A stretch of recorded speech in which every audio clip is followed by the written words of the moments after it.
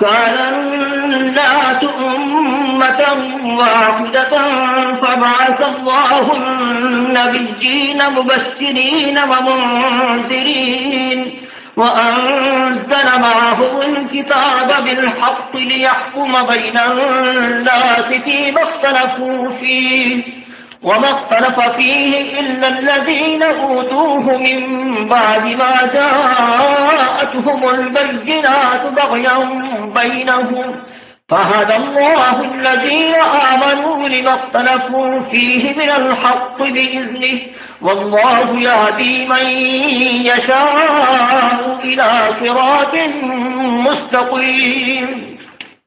پہلے تو سب لوگوں کا ایک ہی مذہب تھا، لیکن وہ آپس میں اختلاف کرنے لگے تو خدا نے ان کی طرف بشارت دینے والے اور ڈر سنانے والے پیغمبر بھیجے اور ان پر سچائی کے ساتھ کتابیں نازل کی تاکہ جن امور میں لوگ اختلاف کرتے تھے ان کا ان میں فیصلہ کر دے۔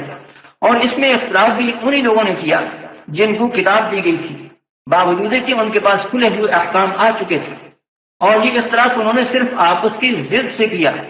تو جس امر حق میں وہ اختلاف کرتے تھے خدا نے اپنی مہربانی سے مومنوں کو اس کی راہ دکھا دی، اور خدا جس کو چاہتا ہے سیدھا رستہ دکھا دیتا ہے۔ کان الناس امۃ واحدہ۔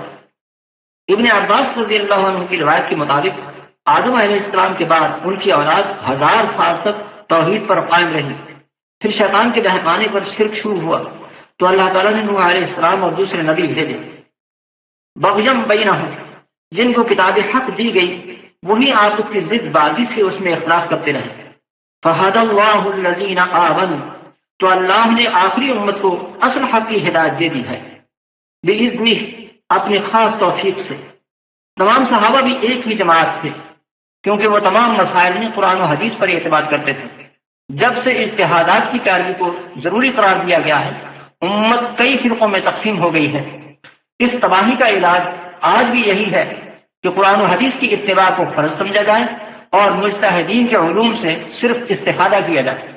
ام حسبتم ان تدخلوا الجنة ولما يأتكم مثل الذين خلوا من قبلكم مستهم البأساء والضراء وزلزلوا حتى يقول الرسول والذين آمنوا معه متى نصر الله ألا إن نصر الله قريب۔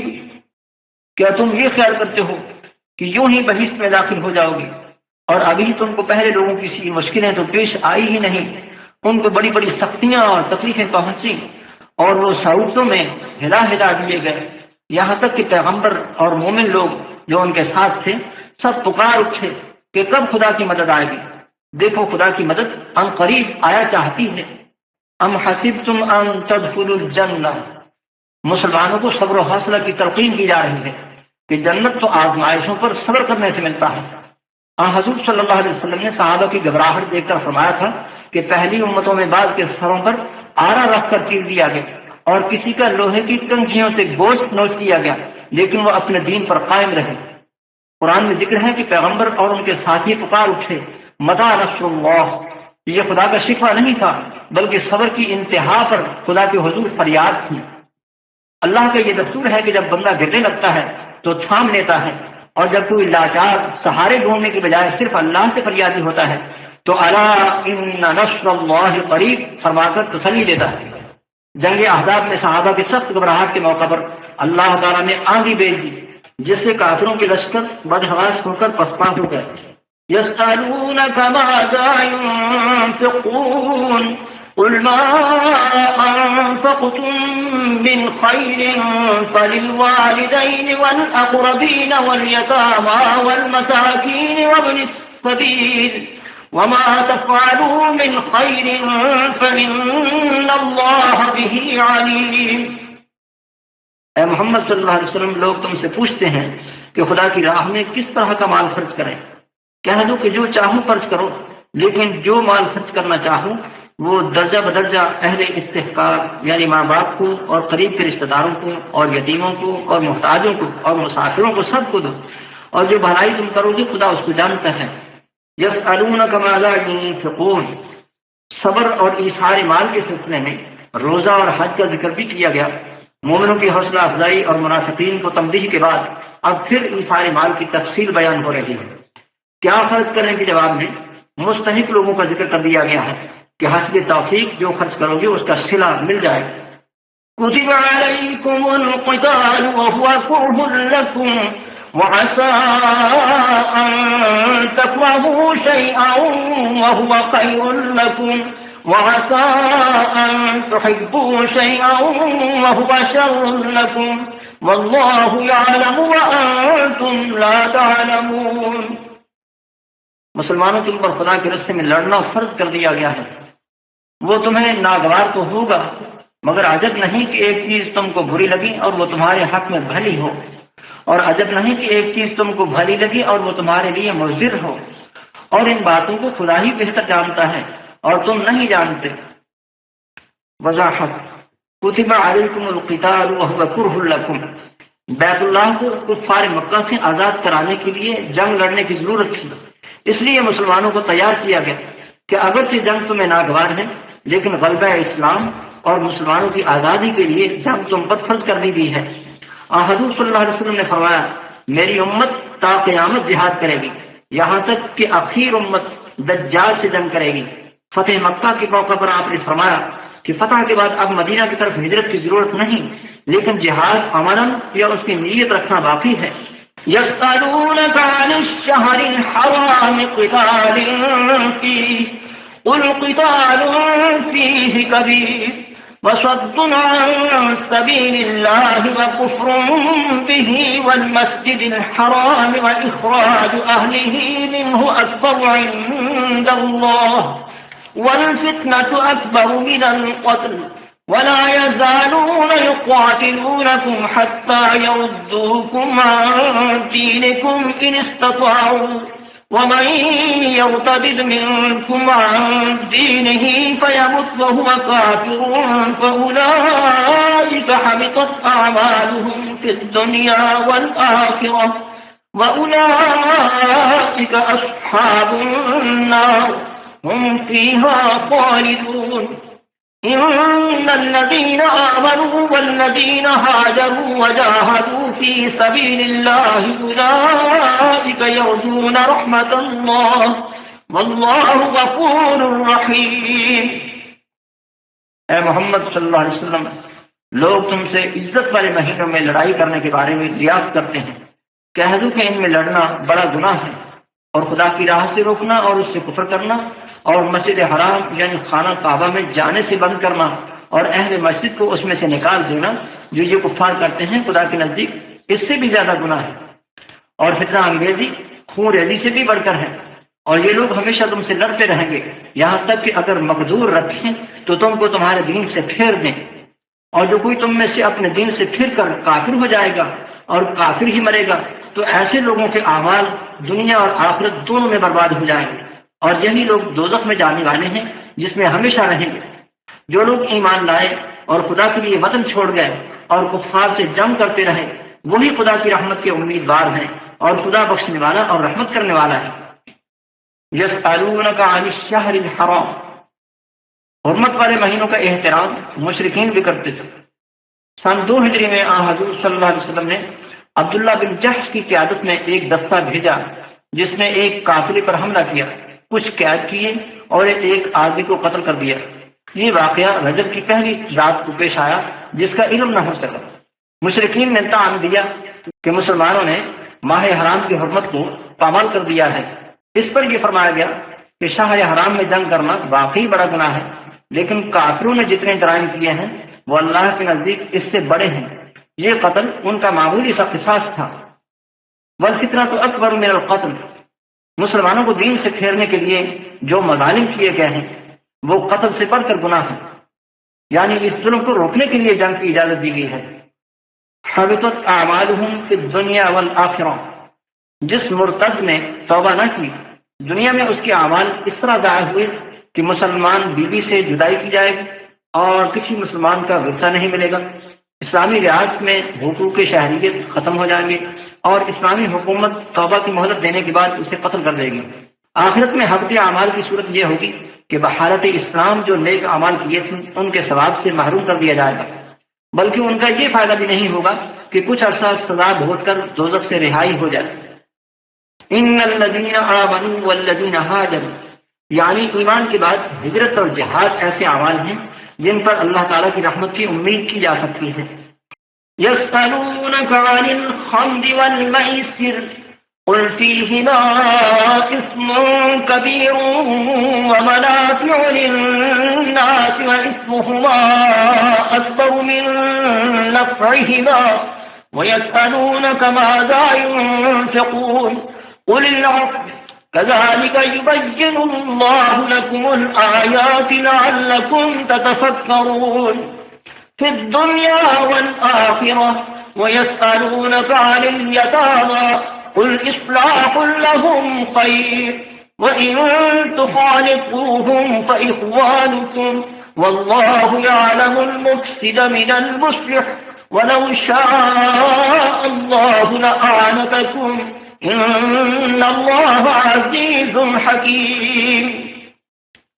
اے پیغمبر، لوگ تم سے شراب اور جوئے کا حکم دریافت کرتے ہیں، کہہ دو کہ ان میں نقصان بڑے ہیں اور لوگوں کے لیے کچھ فائدے بھی ہیں، مگر ان کے نقصان فائدوں سے کہیں زیادہ ہیں۔ اور یہ بھی تم سے پوچھتے ہیں کہ خدا کی راہ میں کون سا مال خرچ کریں، کہہ دو کہ جو ضرورت سے زیادہ ہے۔ اس طرح خدا تمہارے لیے اپنے احکام کھول کھول کر بیان فرماتا ہے تاکہ تم سوچو، یعنی دنیا اور آخرت کی باتوں میں غور کرو۔ اور تم سے یتیموں کے بارے میں بھی دریافت کرتے ہیں، کہہ دو کہ ان کی حالت کی اصلاح بہت اچھا کام ہے، اور اگر تم ان سے مل جل کر رہنا یعنی خرچ اکٹھا رکھنا چاہو تو وہ تمہارے بھائی ہیں، اور خدا خوب جانتا ہے کہ خرابی کرنے والا کون ہے اور اصلاح کرنے والا کون۔ اور اگر خدا چاہتا تو تم کو تکلیف میں ڈال دیتا، بے شک خدا غالب اور حکمت والا ہے۔ یسألونک عن الخمر والمیسر، عرب کی قدیم سوسائٹی میں لوگ شراب اور جوئے کی کمائی غریب لوگوں میں بانٹ دیتے تھے، اس لیے یہ دریافت کرنے کی ضرورت محسوس ہوئی کہ خیرات کی یہ صورت جائز ہے یا نہیں۔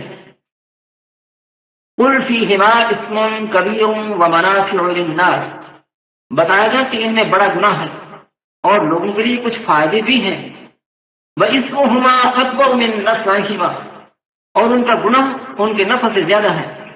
شراب سے بے حیائی اور قتل و غارت کا دروازہ کھل جاتا ہے، اور جوئے میں کچھ لوگ مکان اور بیوی تک ہار جاتے ہیں، پھر یا تو خودکشی کرتے ہیں یا چور ڈاکو بن جاتے ہیں۔ معمولی فائدے کے ساتھ جرائم کا طوفان کھڑا ہو جائے تو ایسا فائدہ لائق توجہ نہیں ہوتا۔ کچھ لوگ امدادی فنڈ کے لیے لاٹری یا فلم کے شو یا رقاصاؤں کے میچ کراتے ہیں اور اسے خدمت انسانیت سمجھتے ہیں، حالانکہ جس طرح خیرات کے لیے چوری ڈاکہ ناجائز ہے، اسی طرح ظاہری نفع کی خاطر قوم کا اخلاقی بگاڑیاں نکالنا بھی جرم ہے۔ شراب میں ہر نشہ آور چیز شامل ہے، اور جوئے میں لاٹری، سٹے کا کاروبار اور چانسر شطرنج کے علاوہ بیمہ بھی شامل ہے۔ وَيَسْأَلُونَكَ مَاذَا يُنْفِقُونَ، جہاد اور مساکین کے لیے خرچ کرنے کا بار بار حکم ہوا تھا، اس لیے مومنوں کو تسلی کے لیے بار بار یہ پوچھنا پڑا کہ آخر کتنا کچھ خرچ کرنے سے حق ادا ہوگا۔ قُلِ الْعَفْوَ، ارشاد ہوا کہ تم اپنی اور اہل و عیال کی لازمی ضرورت سے جو زائد ہو اسے خرچ کر سکتے ہو۔ یہاں نفل خیرات کا ذکر ہے جو نیک مقاصد میں حسب ضرورت ہمیشہ دی جا سکتی ہے، لیکن حکومت اس کے لیے شرعاً مجبور نہیں کر سکتی۔ حضور صلی اللہ علیہ وسلم سے سوال کیا گیا تھا کہ مال میں زکوٰۃ کے علاوہ بھی حق ہے؟ آپ نے فرمایا ہاں، اور بھی حق ہے۔ لعلکم تتفکرون فی الدنیا والآخرہ، اگرچہ اصل مقصود آخرت ہے لیکن دنیا کے نفع و نقصان کی پرکھ بھی ضروری ہے۔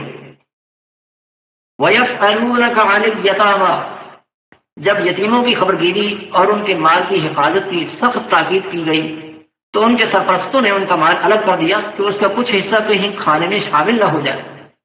اس کام الگ انتظام کرنے میں بڑی زحمت ہوئی اور ان کا بچا ہوا کھانا بھی ضائع ہو جاتا تھا۔ لوگوں نے اس مشکل کا حل پوچھا تو اللہ تعالیٰ نے فرمایا قل اصلاح لهم خیر، کہ اصل غرض تو یتیموں کے حال اور مال کی اصلاح ہے۔ اگر ان کا مال اپنے مال میں ملانا ان کے لیے بہتر ہے تو وہ تمہارے بھائی ہی ہیں، اور بھائیوں کے مل کر کھانے میں محبت اور برکت ہے۔ واللہ یعلم المفسد من المصلح، اور اللہ کو معلوم ہے کہ کون ان کا مال ہڑپ کرنا چاہتا ہے اور قوم اس کو بچانا اور بڑھانا چاہتا ہے۔ وَلَوْ شَاءَ اللَّهُ لَأَعْنَتَكُمْ، اور اگر اللہ چاہتا تو مال الگ الگ رکھنے کا حکم فرما دیتا جس سے تم مشقت میں پڑ جاتے۔ ان اللہ عزیز حکیم، یتیموں کو نقصان پہنچانے والے اللہ کی گرفت سے بچ نہیں سکتے کیونکہ وہ سب پر غالب اور دانا ہے۔ ولا تنكحوا المشركات حتى يؤمنن ولأمة مؤمنة خير من مشركة ولو أعجبتكم ولا تنكحوا المشركين حتى يؤمنوا ولعبد مؤمن خير من مشرك ولو أعجبكم أولئك يدعون إلى النار والله يدعو إلى الجنة والمغفرة بإذنه ويبين آياته للناس لعلهم يتذكرون۔ اور مومنوں مشرک عورتوں سے جب تک ایمان نہ لائے نکاح نہ کرنا، کیونکہ مشرک عورت خواہ تم کو کیسی ہی بھلی لگے اس سے مومن لونڈی بہتر ہے۔ اور اسی طرح مشرک مرد جب تک ایمان نہ لائیں مومن عورتوں کو ان کی زوجیت میں نہ دینا، کیونکہ مشرک مرد سے خواہ وہ تم کو کیسا ہی بھلا لگے مومن غلام بہتر ہے۔ یہ مشرک لوگوں کو دوزخ کی طرف بلاتے ہیں اور خدا اپنی مہربانی سے بہشت اور بخشش کی طرف بلاتا ہے اور اپنے حکم لوگوں سے کھول کھول کر بیان کرتا ہے تاکہ نصیحت حاصل کریں۔ وَلَا تَنكِحُوا الْمُشْرِكَاتِ حَتَّى يُؤْمِنْ، یہاں وہ مشرک عورتیں مراد ہیں جو اہل کتاب نہیں ہیں۔ مشرکہ سے نکاح کرنا حرام ہے، خواہ وہ یتیم کی ماں یا بہن ہو اور یتیم کی پرورش مقصود ہو، کیونکہ اس کی آمد دخل سے گھر اور قبیلے میں شرک پھیلنے کا اندیشہ ہے۔ اسی طرح مشرک آدمی کو مومن عورت کا نکاح دینا بھی حرام ہے۔ یہ قانونی پابندی عقیدہ توحید کی حفاظت کے لیے ہے۔ حتیٰ یؤمن اور حتیٰ یؤمنو، یعنی مشرک ایمان لے آئیں تو نکاح کرنے میں کوئی کراہت نہیں۔ حدیث میں ہے کہ عورت کے نکاح میں 4 چیزیں دیکھی جاتی ہیں: مال، خاندانی، حسن و جمال اور دینداری۔ حضور صلی اللہ علیہ وسلم نے فرمایا تم دینداری کو ترجیح دو۔ وَيَسْأَلُونَكَ عَنِ الْمَحِيضِ قُلْ هُوَ أَذًى فَاعْتَزِلُوا النِّسَاءَ فِي الْمَحِيضِ وَلَا تَقْرَبُوهُنَّ حَتَّى يَطْهُرْنَ فَإِذَا تَطَهَّرْنَ فَأْتُوهُنَّ مِنْ حَيْثُ أَمَرَكُمُ اللَّهُ إِنَّ اللَّهَ يُحِبُّ التَّوَّابِينَ وَيُحِبُّ الْمُتَطَهِّرِينَ۔ اور تم سے حیض کے بارے میں دریافت کرتے ہیں، کہہ دو وہ تو نجاست ہے، تو ایام حیض میں عورتوں سے کنارہ کش رہو، اور جب تک پاک نہ ہو جائیں ان سے مقاربت نہ کرو۔ ہاں جب پاک ہو جائیں تو جس طریق سے خدا نے تمہیں ارشاد فرمایا ہے ان کے پاس جاؤ۔ کچھ شک نہیں کہ خدا توبہ کرنے والوں اور پاک صاف رہنے والوں کو دوست رکھتا ہے۔ وضاحت۔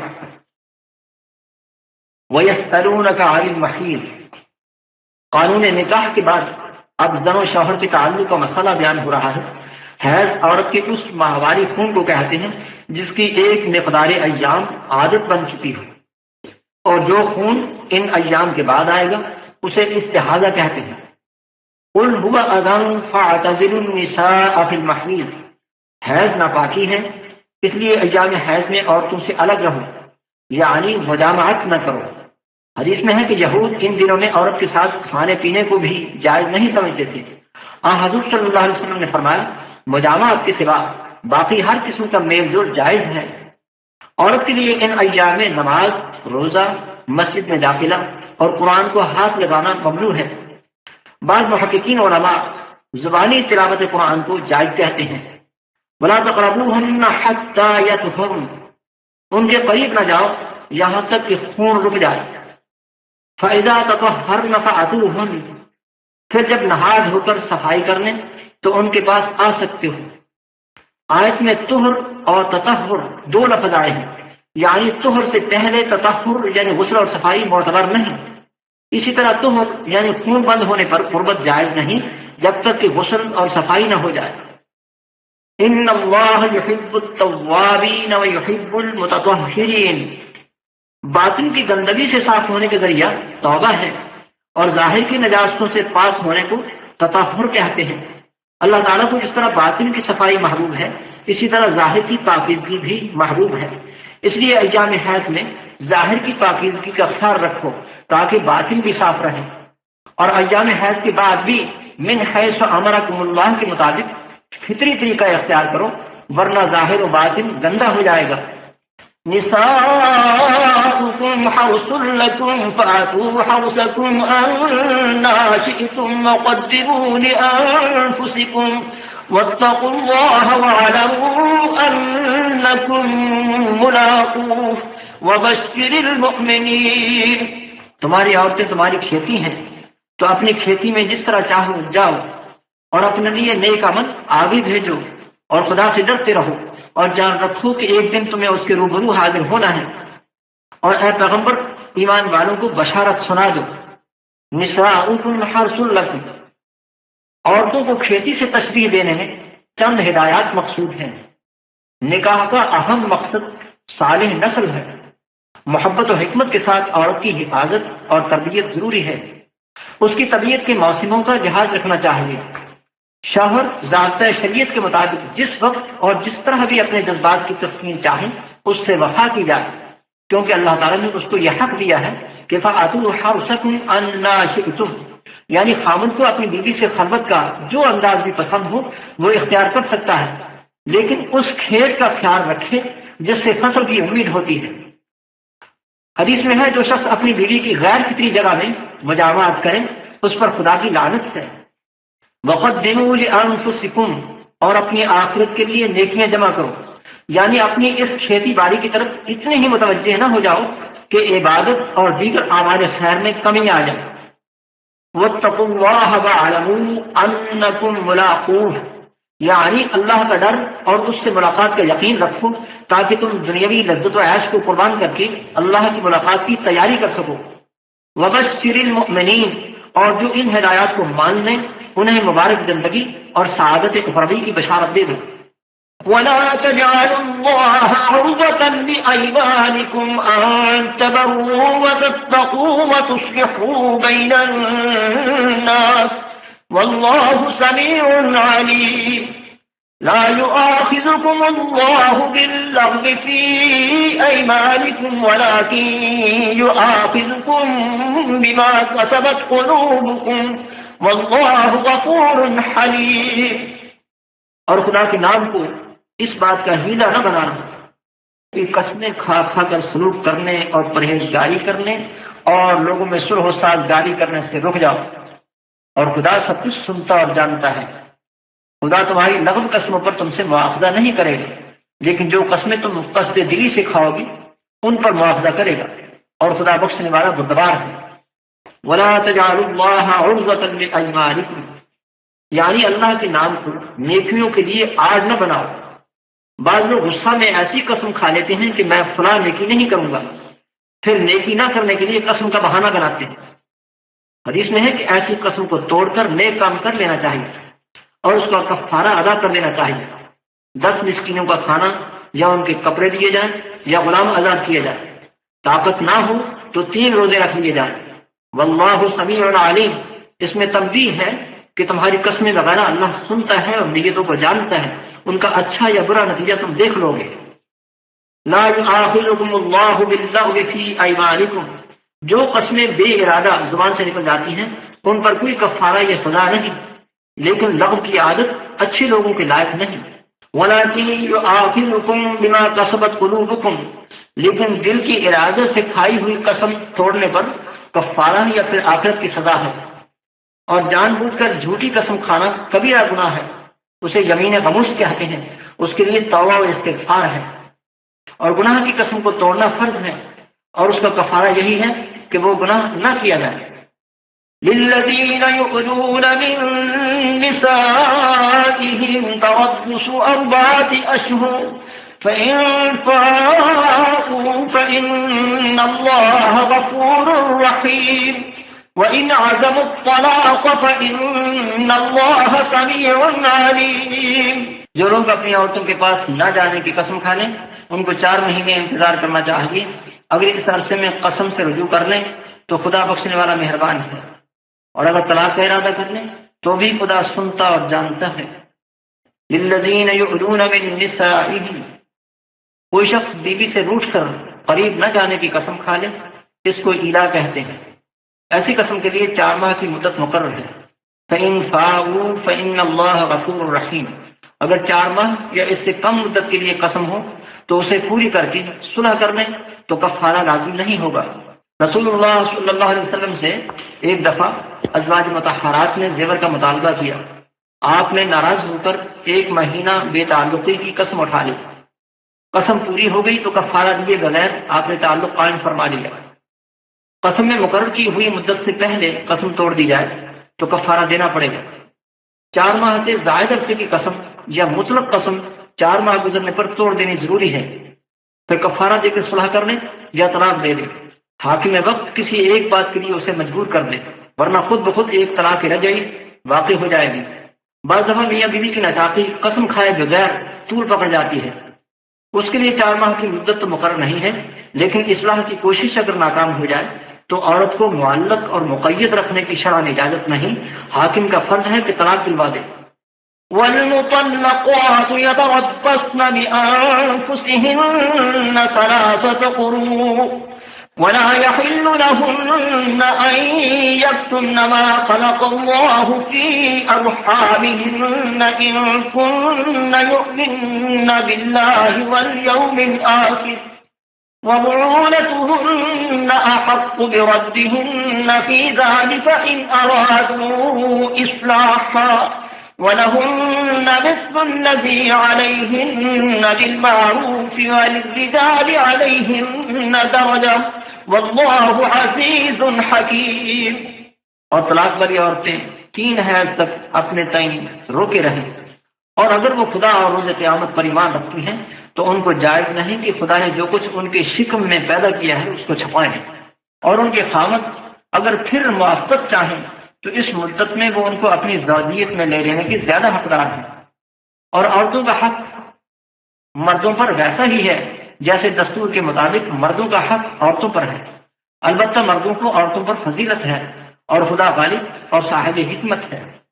والمطلقات یتربصن، ایسی مطلقہ عورتوں کی عدت 3 حیض ہیں جن سے خامد صحبت کر چکے ہوں اور وہ حاملہ نہ ہوں، اور نہ ہی ایسی بیمار ہوں کہ حیض نہ آتا ہو، کیونکہ صحبت سے پہلے ہی طلاق ہو جائے تو کوئی عدت نہیں ہے، اور حاملہ کی عدت وضع حمل تک ہے، اور جو عمر رسیدہ ہو کر یا بچپن یا بیماری کی وجہ سے حائضہ نہ ہوتی ہوں ان کی عدت 3 مہینے ہے۔ ولا يحل لهن ان يكتمن، مومن عورت کے لیے جائز نہیں کہ اپنے حمل یا حیض کے بارے میں غلط بیانی کریں، کیونکہ عدت کا فیصلہ اسی کے بیان پر ہوتا ہے۔ وبعولتهن احق بردهن، خامدوں کو عدت کے اندر صلح کا اختیار ہے، بشرطے کہ وہ تعلقات کی اصلاح کے لیے ہو، تنگ کرنے اور قید رکھنے کے لیے نہ ہو۔ وَلَهُنَّ مِثْلُ الَّذِي عَلَيْهِنَّ، جس طرح عورتوں کی ذمہ ہے کہ وہ اطاعت و وفا دکھائیں، اسی طرح مردوں کی ذمہ ان کے کچھ حقوق ہیں جنہیں پورا کرنا فرض ہے۔ وَلِلرِّجَالِ عَلَيْهِنَّ دَرَجَةٌ، اور خاندانی نظام میں مردوں کے فیصلے کو ترجیح ہوگی کیونکہ معاملات کی ذمہ داری کے بوجھ انہی پر ہوتا ہے۔ وَاللَّهُ عَزِيزٌ حَكِيمٌ، اور اللہ قانون شریعت توڑنے والوں کو سزا دینے پر غالب و قادر ہے، اور اس کے قوانین میں حکمت ہے جن کی مخالفت بے عقلوں کا کام ہے۔